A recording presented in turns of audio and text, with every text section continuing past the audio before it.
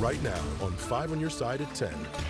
Tonight, Election Day Eve. The polls open on both sides of the river in just 8 hours, and tensions are rising.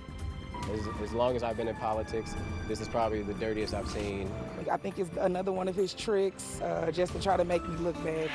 You may have seen online posts that former President Bill Clinton made hush money payments, much like the accusations against former President Trump. Our verified team gets the facts on these false claims.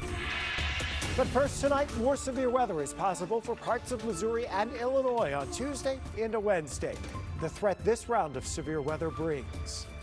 Tonight, a warm April night at the ballpark. It's going to be even warmer tomorrow, and that heat is expected to fuel strong to severe storms. Good evening. I'm Ann Allred. Mike has the night off.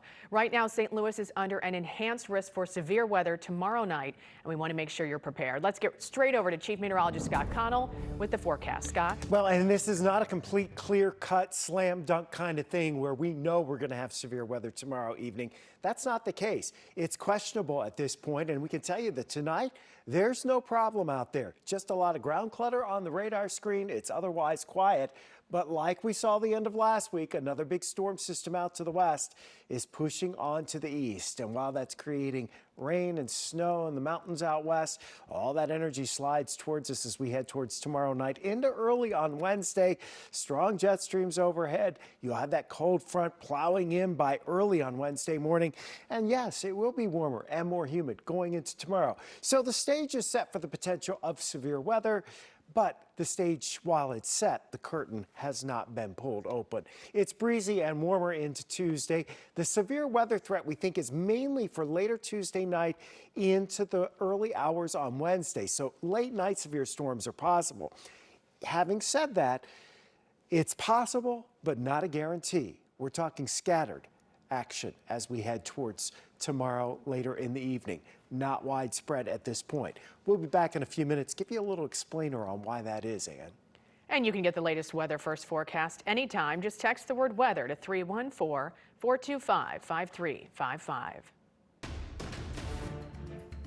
In less than 8 hours, the polls will open in both Missouri and Illinois. Some of the closest races to watch are in St. Louis City, where the Board of Aldermen is being cut in half. Our political editor, Mark Maxwell, is live outside City Hall tonight. He caught up with candidates making their final push on the campaign trail today. Mark?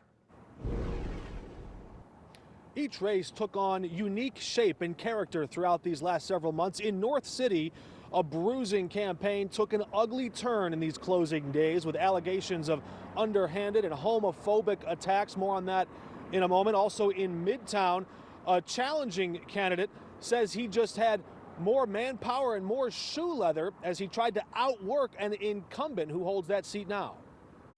As the sun sets on the final day on the campaign trail, It's so nice to see you. Well, it's nice to meet you. candidates canvass the city in a last-minute push to get out the vote.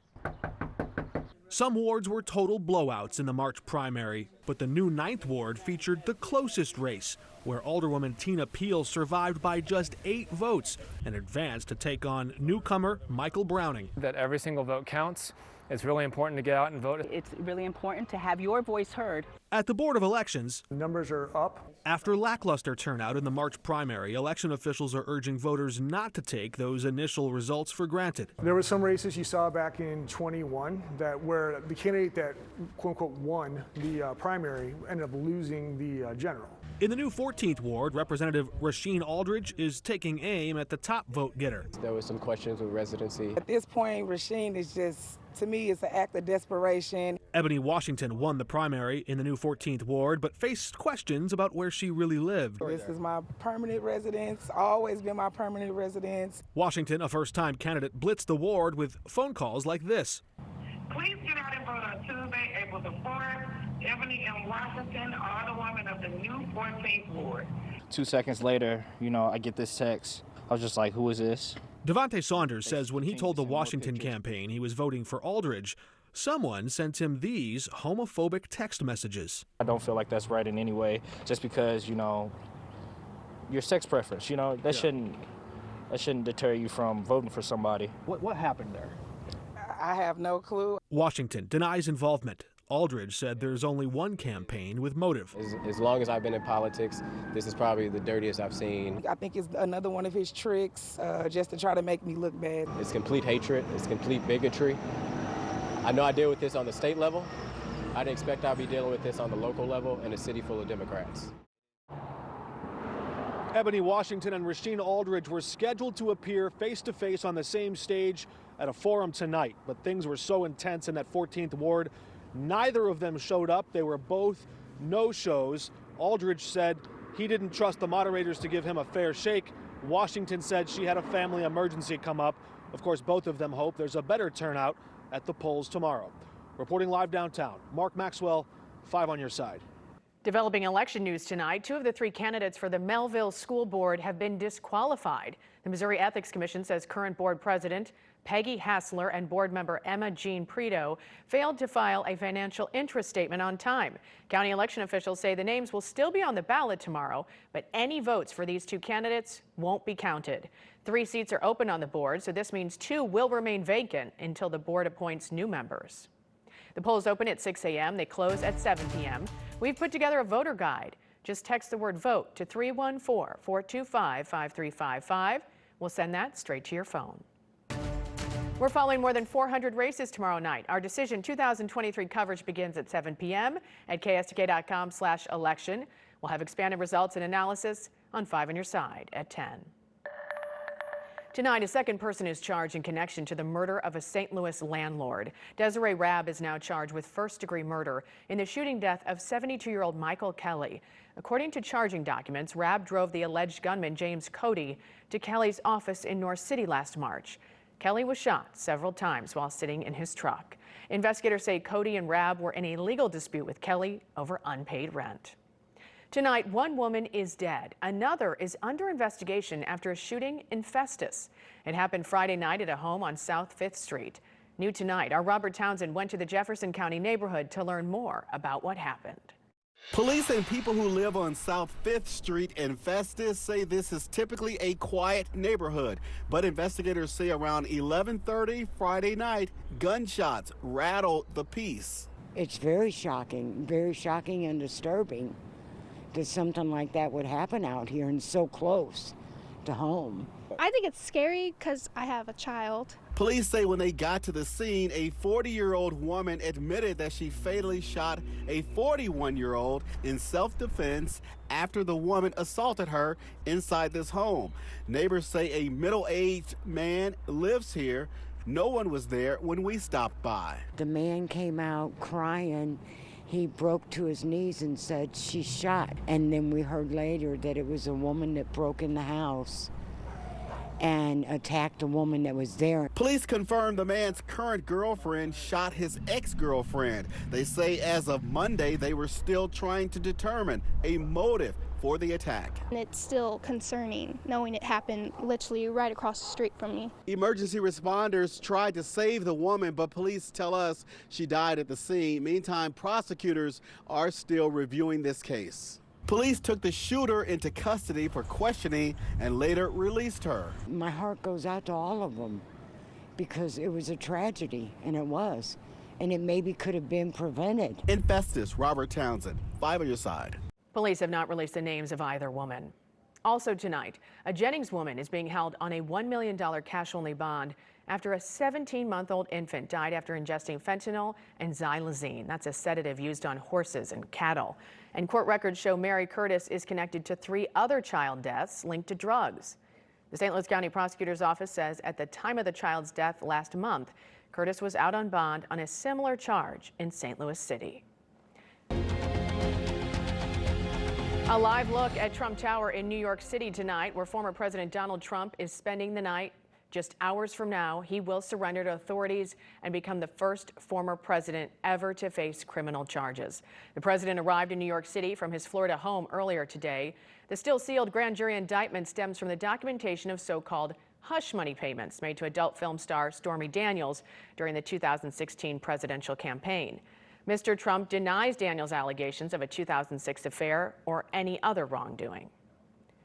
This case has serious political implications, but is it unprecedented? Tonight, our Verify team is looking into claims Bill Clinton made similar payments. Here's Casey Decker. Former President Donald Trump has been indicted on charges related to payments made to adult film star Stormy Daniels, allegedly to keep quiet about an affair with him. It's the first time a former president has ever been indicted, but viral tweets claim it's not the first time a president has paid out hush money.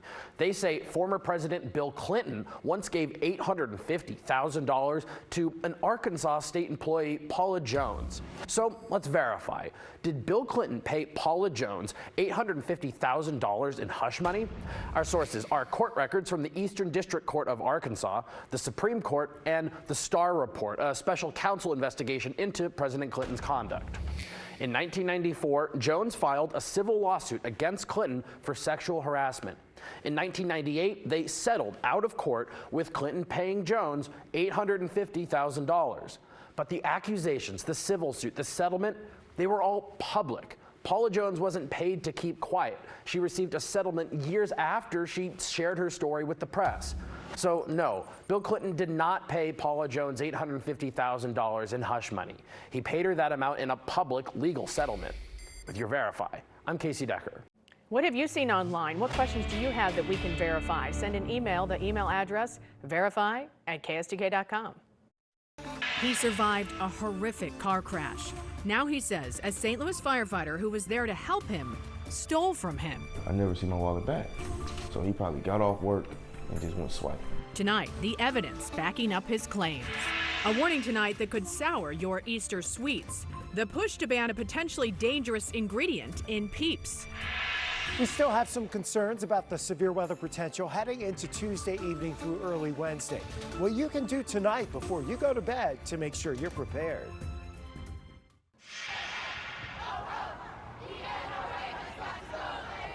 Thousands of students across Nashville, Tennessee staged a walkout today and marched to the state capitol to demand action be taken against gun violence. It came exactly 1 week since the deadly school shooting at a Christian elementary school that killed 3 9-year-olds and 3 adults. The walkout started at 10:13 a.m., the same time the first call was made to 911. Tonight, a woman faces possible charges accused of stealing a St. Louis ambulance and driving it over to Illinois. This happened Saturday night at the Alamo Draft House in the City Foundry Complex in Midtown. St. Louis Fire Chief Dennis Jankerson tells 5 on Your Side his crews were responding to a mental health call. He says the woman ran past the medics, jumped into the ambulance, and drove off. She drove over the river into Sauget. Police were able to use the unit's GPS to track it down. The woman then locked herself inside, but officers broke out a window to get her out and arrest her. A teenager who survived a deadly crash that killed 4 people in Midtown now says a St. Louis firefighter stole his wallet. Seven Robinson says he was in a daze when he handed a man his wallet while trying to give him his ID. He says he had close to $900 in cash and gift cards. Multiple police sources tell 5 on Your Side body cam and surveillance video shows the St. Louis firefighter taking the wallet and later using Robinson's credit cards. Maybe you took $40, you know what I'm saying? But you took from people that could have been dead. Officials with the fire department say the firefighter was cleared of wrongdoing and is back to work. But police tell us they plan to apply for charges soon. Tonight, Olympic gold medalist Suni Lee says she's stepping away from the Auburn gymnastics team due to a health issue with her kidneys. The 20-year-old did not specify the condition, but said it's not a sports-related injury. Lee, who was the all-around champion at the Tokyo Olympics, says she plans to compete for a spot on the U.S. team for the Paris Games next summer. Tonight, a popular Easter candy is under fire. Consumer Reports has delivered nearly 35,000 signatures on a petition to the FDA calling for a ban of a dangerous chemical used in Peeps. Consumer Reports says some of the marshmallow treats are made with red dye number 3, a known carcinogen. The company has not responded. In the battle to keep our drinking water clean and safe, the EPA recently announced important new changes relating to so-called forever chemicals. Consumer Reports sounded the alarm on these chemical dangers years ago. Mike Bush has more on what the new water rules mean for you. The EPA is proposing the first ever national standard to protect communities from PFAS in drinking water. That was Michael Regan, administrator for the EPA, proposing its first ever legal limits on PFAS, or forever chemicals, in drinking water. The EPA's new proposed rule would require public water systems to test for and limit 6 PFAS chemicals. 2 of the worst offenders, PFOA and PFOS, would be limited to levels of just 4 parts per trillion for each one of them, whereas the EPA's previous guideline, which was purely voluntary, was 70 parts per trillion for both of them combined. PFAS are known as forever chemicals because they essentially never break down naturally, are often added to products to make them waterproof, stain-resistant, or non-stick. In recent years, PFAS have been linked to a growing list of health problems, including increased risk for certain cancers, liver damage, and neurodevelopmental problems. Once products containing PFAS are made, these chemicals just accumulate in the environment everywhere. They end up in our water supply, they end up in our food, and they end up in us. When the new regulation would go into effect is still unknown, but there are some things you can do to limit your exposure to PFAS from other sources, like avoiding stain and water-resistant clothing and carpets, and using cookware that claims to be PTFE-free, such as pans with ceramic coatings. For Consumer Reports, Mike Bush, 5 on your side. It's important to note that the proposed rule only applies to public water systems, not private wells, which about 1 in 8 people rely on for drinking water. The cleanup continues tonight from the damage caused by an EF1 tornado in Salem, Illinois. About 40 homes and businesses were damaged Friday night in that town about 90 miles west of St. Louis. 8 were destroyed. This is Buddy Miller. He was inside his barbecue stand when the storm hit, and he did not think he was going to live. Right when the storm started coming to here, I grabbed this door, I pulled it like this, and I stood here just like this and rode it out right here.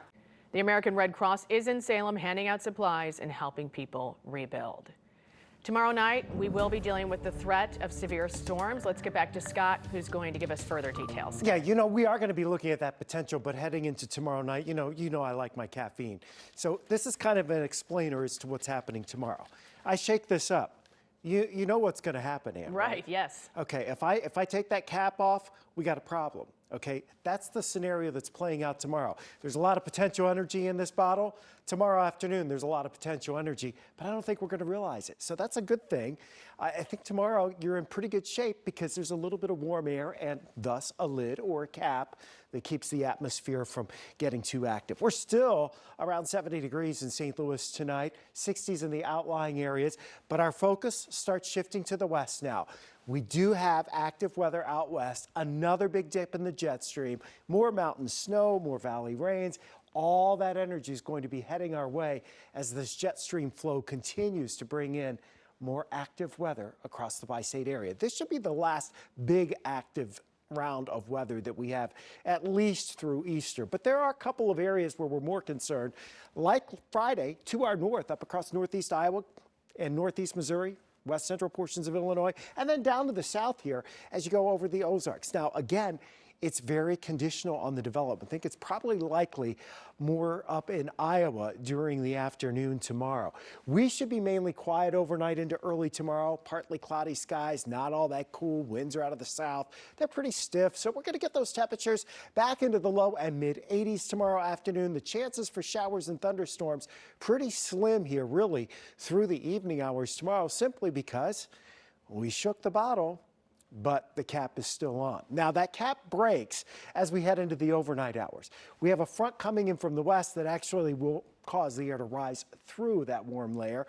And as that front enters our region towards 3, 4, 5, 6 o'clock on Wednesday morning, the potential's there still for some stronger thunderstorms. At this point, though, we're not as warm. We're still muggy, but not as warm, so the instability's not as high, and we're a little farther away from some of those stronger winds aloft. So we'll wait and see. But here's the thing.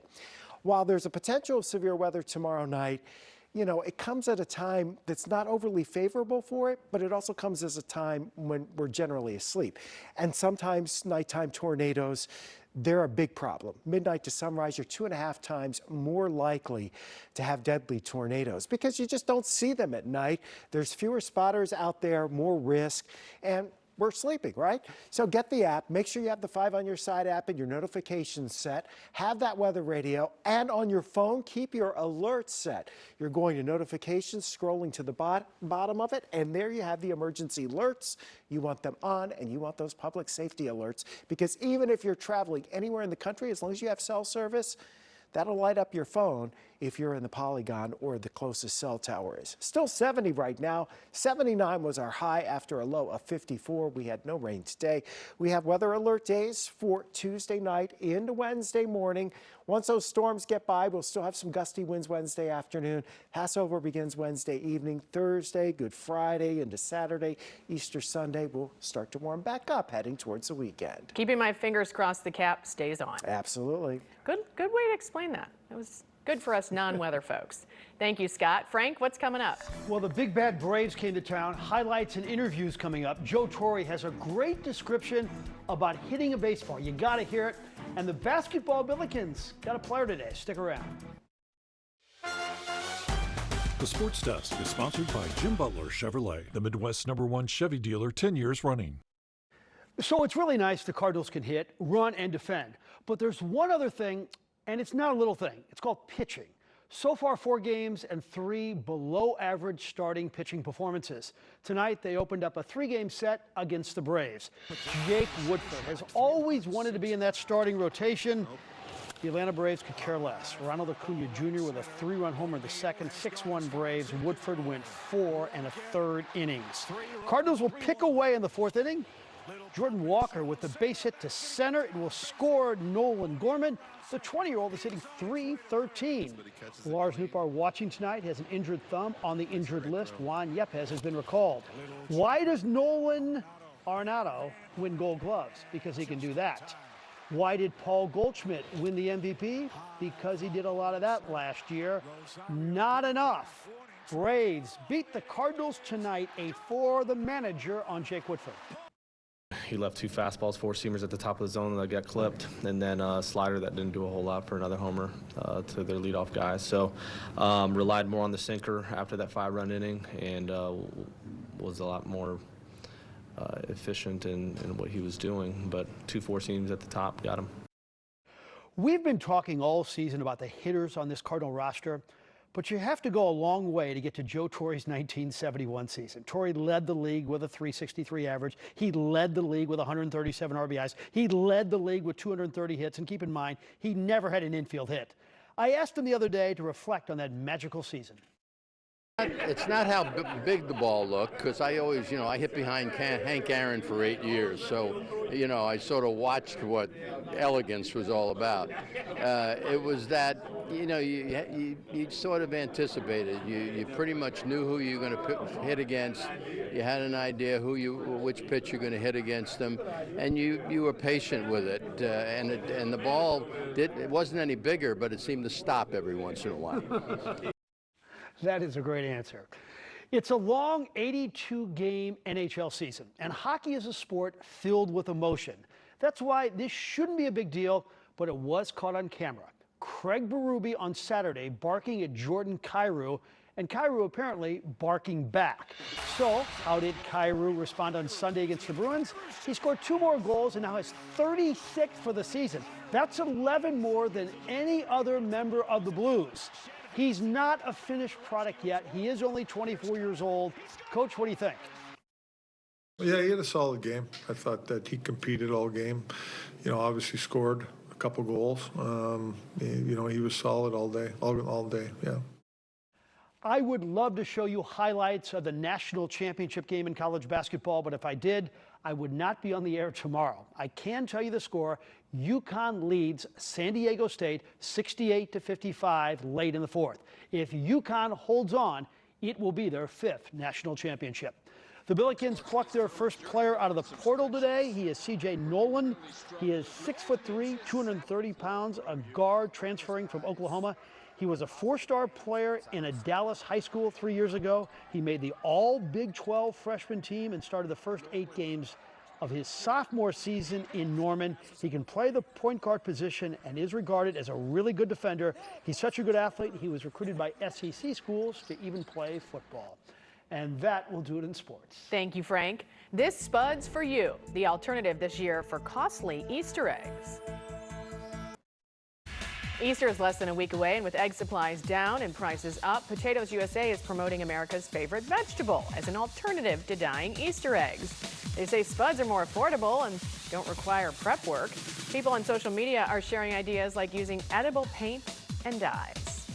Scott, final check. Now, Mr. Potato Head gone to, the spuds there. All right, replacing the Easter Bunny. Here's what's going on with our forecast. We have a weather alert day as we head into, particularly Tuesday night, into the first part of Wednesday, and then any chance for thunderstorms will be long gone, and we will see cooler weather for the end of the week. It's going to be pretty warm and muggy tomorrow, but dry for most of the time the polls are open at the elections tomorrow. No problems. That is all of our time for 5 on your side at 10. The Tonight Show starring Jimmy Fallon is next. We hope you start your day with Today in St. Louis beginning at 4 a.m. Thanks for being with us. Have a great tomorrow.